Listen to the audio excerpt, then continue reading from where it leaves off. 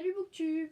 Je vous retrouve aujourd'hui pour une vidéo assez particulière puisque je vais vous présenter ma palle pour un challenge. Il s'agit du challenge Le Marathon des Bulles organisé par Sarah du compte Inkaelo, je vous mettrai le lien de son compte Instagram en description, qui propose de lire, c'est depuis le 1er septembre et jusqu'au 31 décembre, le plus de mangas et bandes dessinées possible.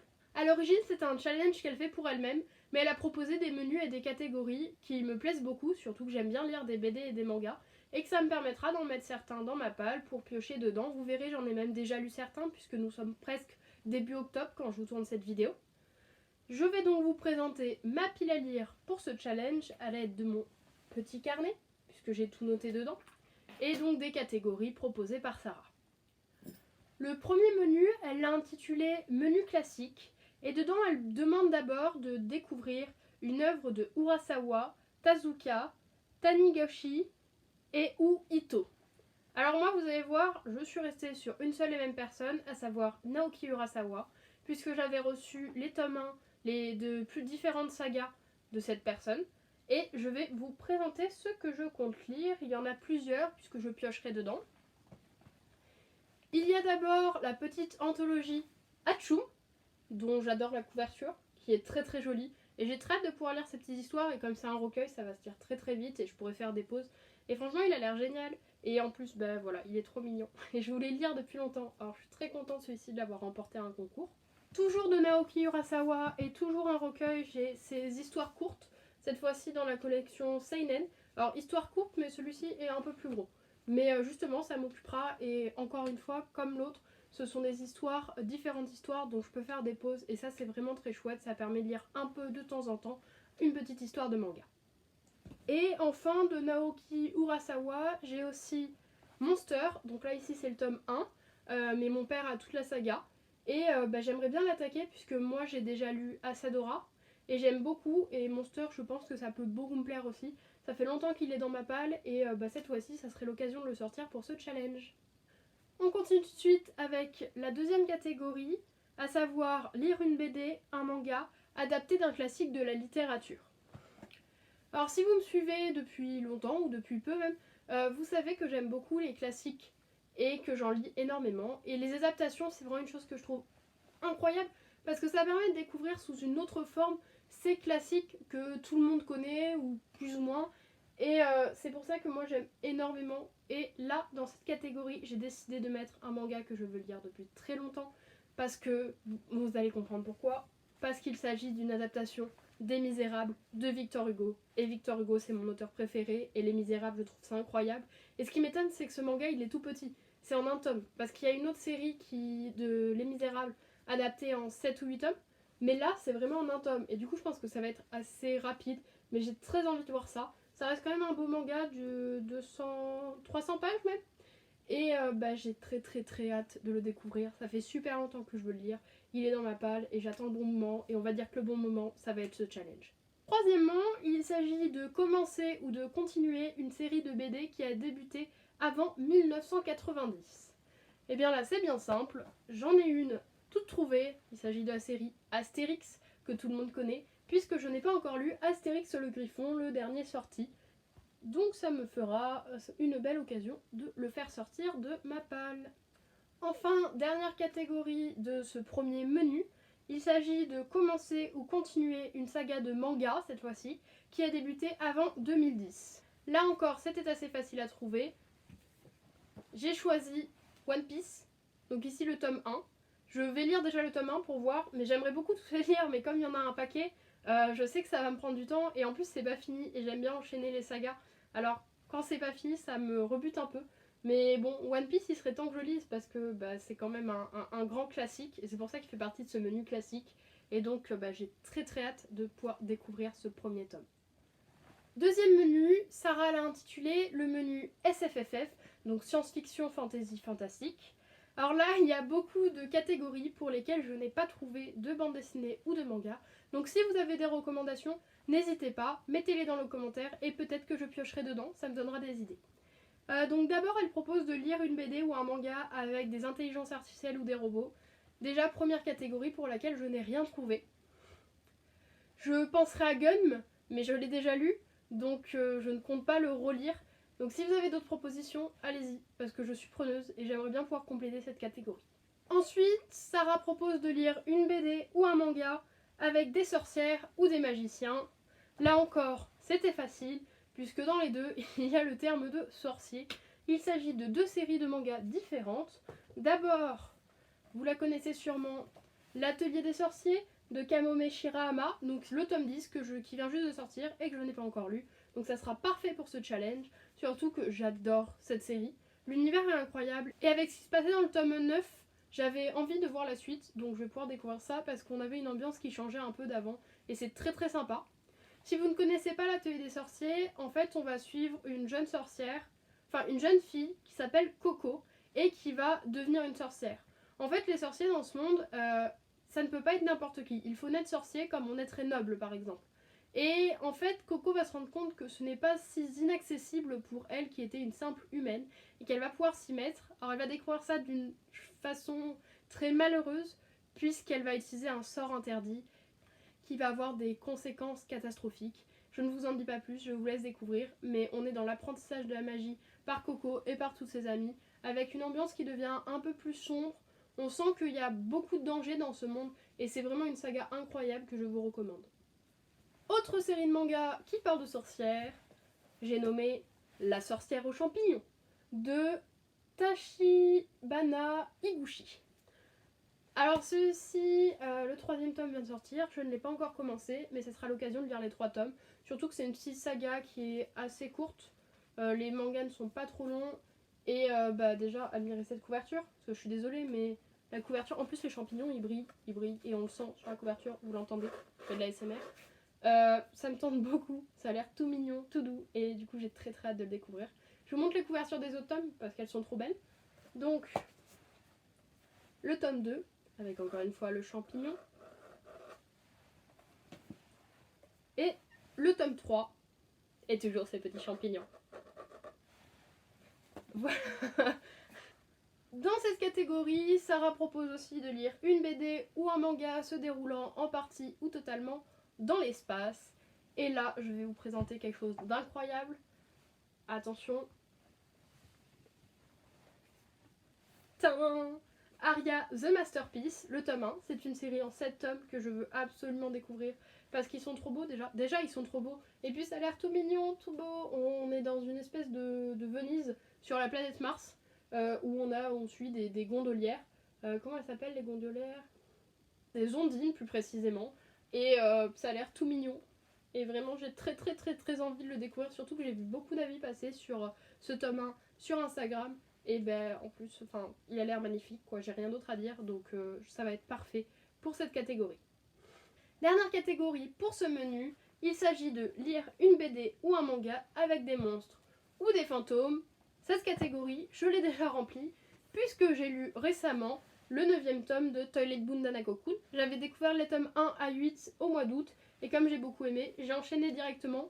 Alors, grosse déception de ce tome 9, si jamais vous le lisez, sachez que l'intrigue de ce tome 9, qui débute ici, ne se termine pas et qu'il faut donc attendre le tome 10, qui est assez frustrant. Mais c'est une saga que j'aime beaucoup, assez déjantée, avec des esprits. C'est pour ça que je le compte dans fantômes. C'est pas forcément des fantômes, on est sur des esprits, des yokai, un monde un peu mystérieux, magique. Et je pense que ça rentre parfaitement dans cette catégorie. Et c'est une super petite saga. Et puis j'ai déjà complété comme ça. On passe tout de suite au menu réalisme, qui propose de lire une BD documentaire ou biographique ou autobiographique. Et pour cette catégorie, j'ai choisi de lire une bande dessinée. J'ai ici Joséphine Baker de Caté l'évoqué, dont l'édition sortie à 10 € en plus petit format. J'adore ces petits formats en fait, et j'aimerais trop avoir tous les ouvrages de cette collection en petit format parce qu'ils sont trop mignons et puis ils font des couvertures magnifiques. Je suis désolée, c'est beaucoup trop beau. En plus, Joséphine Baker, c'est un personnage que je veux absolument découvrir, je veux en savoir plus sur elle. Et dans cette collection, j'avais déjà lu Olympe de Gouges, qui est une personne incroyable, que j'adore, que tout le monde devrait connaître. Et je sens que celui-ci va aussi beaucoup me plaire. Ce sont de gros ouvrages, très documentés, mais vraiment j'ai hâte de le découvrir. Toujours dans ce menu, Sarah propose de lire un manga ou une BD Slice of Life, c'est-à-dire tranche de vie. J'en ai plusieurs ici, puisqu'on pouvait déjà mettre Aria, puisqu'apparemment c'est très tranche de vie, mon père l'a lu et c'est une ambiance toute mignonne, vraiment très agréable à suivre. Mais dans cette catégorie, j'ai aussi sélectionné plusieurs mangas. D'abord Au Grand Air, qui est une petite saga qui parle de camping. On suit des amis qui font du camping, tout simplement. J'en suis au tome 6, il y en a 11 je crois de sortie. Et c'est une saga vraiment toute mignonne, c'est très très agréable à lire. On passe toujours un bon moment, ça apporte plein de positivité. Et donc c'est parfait pour cette catégorie. J'ai aussi un autre tome 6, cette fois-ci il s'agit de Horimiya, de Hero et Daisuke Agiwara. Donc c'est une petite histoire d'amour, enfin on est sur une romance assez légère, avec surtout une histoire qui se passe au lycée, comme dans presque tous les mangas. Et donc on suit les personnages de Hori et de Miya, deux personnages très mystérieux qui vont apprendre à se découvrir. Et donc je le fais aussi rentrer dans cette catégorie, puisque pour moi c'est un manga aussi tranche de vie, avec des petites aventures à chaque fois, des petites histoires toutes mignonnes et qu'on pourrait nous-mêmes vivre. Et enfin, dans cette catégorie Slice of Life, j'ai mis minuscule le tome 2 de Takuto Kashiki, qui est édité chez Komiku Édition et qui est absolument magnifique. Je suis fan de toutes ces couvertures, j'ai enfin tous les tomes dans ma bibliothèque parce qu'ils étaient en réimpression et je suis trop contente parce que ça rend super bien. Ils sont tout jolis, tout mignons et c'est des petites histoires adorables avec des personnages minuscules. Et franchement, je peux rien dire de plus parce que ce sont vraiment plein de petites aventures qui se suivent. Et si vous connaissez, je suis sûre que vous pensez aussi que c'est génial. Et si vous connaissez pas, lisez-le parce que c'est trop mignon. Toujours dans ce menu réalisme, Sarah propose de lire une BD ou un manga thriller. Encore une fois, je compte mettre Monster, dont je ne vous reparle pas, puisque je l'ai déjà évoqué dans le premier menu. Il y a aussi comme catégorie lire une BD ou un manga historique. Et là, cette fois-ci, j'ai choisi Le Tigre des Neiges, un manga chez les éditions Le Lézard Noir, que j'ai emprunté à la bibliothèque et que je compte bien découvrir, puisqu'on part sur une histoire au sein du Japon avec un seigneur qui en réalité serait peut-être une femme. Et c'est basé sur l'histoire vraie, je crois. Donc j'ai très hâte de le découvrir. Avant-dernier menu de ce challenge, le menu jeunesse. En premier lieu, il faut lire un shonen. Et là, vous avez vu, j'en ai déjà un paquet qui pourrait rentrer dans cette catégorie. Mais j'ai choisi de vous présenter Spy X Family. Ah bon, j'en ai déjà parlé. Mais Spy X Family, c'est trop bien, il faut que vous le lisiez. J'ai déjà lu ce tome 9. Je suis triste parce qu'il faut attendre la suite. Mais la suite sort le 8 décembre, le jour de mon anniversaire. Et ça, c'est trop bien. Le tome 10 arrive donc bientôt. Et franchement, cette saga, lisez-la parce que c'est trop bien. Il y a des espions. Je vais vous faire un résumé, même si j'ai déjà fait dans une autre vidéo. On va suivre un espion, l'œil de forgeur. On va aussi suivre une tueuse à gages, Yor forgeur, et leur petite fille, Anya forgeur. Une belle famille donc. Sauf que cette famille, elle a été composée de toutes pièces pour une enquête de Twilight. Il ignore que sa fille a des pouvoirs télépathiques, puisqu'elle peut lire dans les esprits des autres, elle voit toutes les pensées des autres, et que sa femme tue des gens dans son temps libre, on va dire. Donc c'est assez déjanté, très très chouette, et vraiment c'est un super manga qu'il faut que tout le monde lise. Donc lisez-le, et si vous l'avez déjà lu, relisez-le, et lisez-le, et recommandez-le. Sarah propose aussi de lire une BD jeunesse sortie cette année. Je ne l'ai donc pas encore, mais j'envisage de lire le tome 3 du Grimoire d'Elphie, avant que je l'ai à Noël, mais dans ce cas-là, je le lirai quand même avant le 31 décembre, parce que le Grimoire d'Elphie, c'est une saga que j'adore, une saga de bande dessinée de Audrey Alouette, Arleston, et illustrée par Mimi Ludwig, et c'est vraiment une série de magie absolument géniale, trop mignonne, où on suit des sœurs qui vont décider d'ouvrir un bibliobus et de faire le tour de France. Donc le troisième tome en plus il va être dans l'ambiance de Noël et ça va être génial, donc j'ai très très hâte de le découvrir. Si je trouve la couverture, je vous la mets là. Je pense que je vais la trouver quand même. On continue avec la dernière bande dessinée que je pense mettre dans ce menu, à savoir commencer une série de BD manga fantastique avec des personnages enfants ou ados. Je n'avais rien trouvé jusqu'à ce que je reçoive un lot de concours de la part de Gallimard BD. Alors ne faites pas attention à l'état de ma bande dessinée, la Poste l'a massacrée, enfin je suppose que c'est la Poste puisqu'elle était forcément en bon état quand on me l'a envoyée, mais bon elle a été un peu tordue. C'est pas très grave, et ça me permet que je peux quand même la lire, c'est ce qui compte. Donc il s'agit des effroyables missions de Marco Malo, ou Marco Malou, je ne sais pas comment on le dit. Donc une petite BD jeunesse avec des personnages enfants qui combattent des monstres. Et je n'en sais pas plus puisque je ne l'ai pas encore lu, mais ça a l'air bien sympa. Il me reste une catégorie que je n'ai pas remplie, donc si vous avez des idées, allez-y. Il s'agit de lire une BD ou un manga avec des personnages anthropomorphes. Alors dans cette catégorie, j'aurais pensé à 47 cordes de Timothée le Boucher, sauf que j'aimerais bien lire la partie 2 en même temps que la partie 1, donc je compte attendre la sortie de la partie 2 et je ne compte pas le lire avant, ce qui fait que je ne peux pas le mettre ici. Mais si vous avez des idées d'autres livres, que ce soit une BD ou un manga, bah dites-le, puisque je pourrais piocher dedans, ça me permettra de remplir une catégorie de plus. Dernier menu qui va aller beaucoup plus vite puisque je n'ai absolument rien dedans. C'est le menu féministe et LGBTQIA+. Et dedans, Sarah propose de lire un manga yaoi yuri ou une romance queer. Je n'ai strictement aucune idée de quoi mettre dans cette catégorie. Donc si vous avez des recommandations, allez-y. Pareil pour la prochaine, il faut lire une BD féministe écrite par une femme. Et dans ma page, je n'en ai aucune. J'en ai déjà lu. J'ai déjà lu par exemple Les culottés de Pénélope Bagieux. Mais du coup, je ne sais pas quoi mettre dedans. Donc si vous avez des idées, bah allez-y aussi.